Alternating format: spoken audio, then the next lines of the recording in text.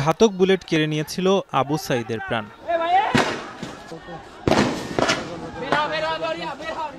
পুলিশের গাড়ি থেকে ফেলে না দিয়ে চিকিৎসা দেয়া গেলে হয়তো বেঁচে যেত ইয়ামিনের প্রাণ। তারা আজ ছবি হয়ে স্মৃতির পাতায়, স্মরণে বরণে রয়ে গেছে প্রজন্মের অন্তরে। শনিবার জাতীয় জাদুঘরের গ্যালারিতে এসব বীরদের স্মরণ করে ইসলামী ছাত্র শিবির। প্রদর্শনীতে তুলে ধরে পুরো জুলাই আগস্ট মাসের বর্বরতাকে। বেসরকারি বিশ্ববিদ্যালয় পড়ুয়া আবির হারিয়েছেন তার বন্ধুকে। এই প্রদর্শনী দেখতে এসে হাতড়িয়ে বেড়ালেন সেই স্মৃতি, যেন আজও মনে পড়ে সহপাঠীকে। আমার সামনেই ২-৩ জনকে ক্রস ফায়ারে মেরে ফেলা হয়েছে, এরকমও আমি দেখেছি। তো ইটস আ মুভমেন্ট, আমি বলবো না যে মানে গণ-অভ্যুত্থান, এটা একটা মুভমেন্ট ছিল। স্কুল কিংবা কলেজ শিক্ষার্থী সেই দুঃসহ দিনগুলো যেন এখনও তাদের স্মৃতিপটে সাক্ষ্য দিচ্ছে। কেউ নিজেই হয়েছেন এই নির্মমতার শিকার, কেউ বা হারিয়েছেন খুব কাছের বন্ধু সহপাঠীদের। শেখ হাসিনার পতনের আন্দোলনের ছবি দেখতে আসছে।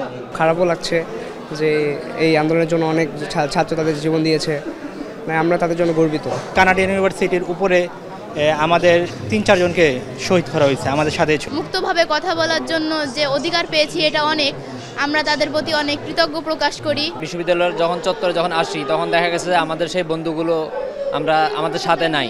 লেখা জন্মভূমি অথবা মৃত্যু, এরকম কথাগুলো দেখে যেমন ইন্সপিরেশন পাচ্ছি।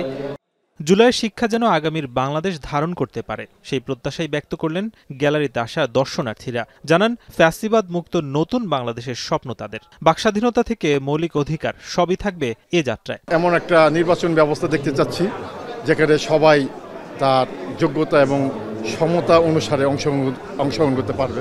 ভবিষ্যতে যাতে আর ফ্যাসিবাদী বা কোনো রকম না আসতে পারে, সে ধরনের চেষ্টা থাকা উচিত।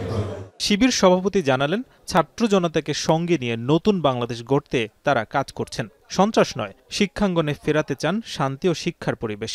এখনো যারা ২৪-এর গণহত্যাকারী, তারা বুক ফুলে রাজপথে তারা হেঁটে যায়, তারা কর্মসূচি দেয়, তারা অবস্থান করে, অথবা দেশের বাইরে থেকে তারা ২৪-এর গণহত্যার বিপরীত মেসেজ জাতির ভিতরে দিয়ে বিভ্রান্ত সৃষ্টি করার ষড়যন্ত্র করে যাচ্ছে, অথচ ২৪-এর হত্যার বিচার এখনো সেইভাবে জোরালো হয়নি।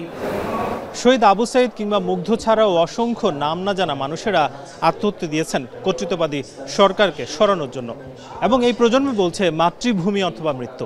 তারা চাচ্ছেন আগামী দিনের যে বাংলাদেশ, সে বাংলাদেশে কোনো ফ্যাসিবাদ থাকবে না, এক নতুন বাংলাদেশ গড়তে চান এই তরুণ প্রজন্ম। নাজমুস সাকিব, এখন, ঢাকা।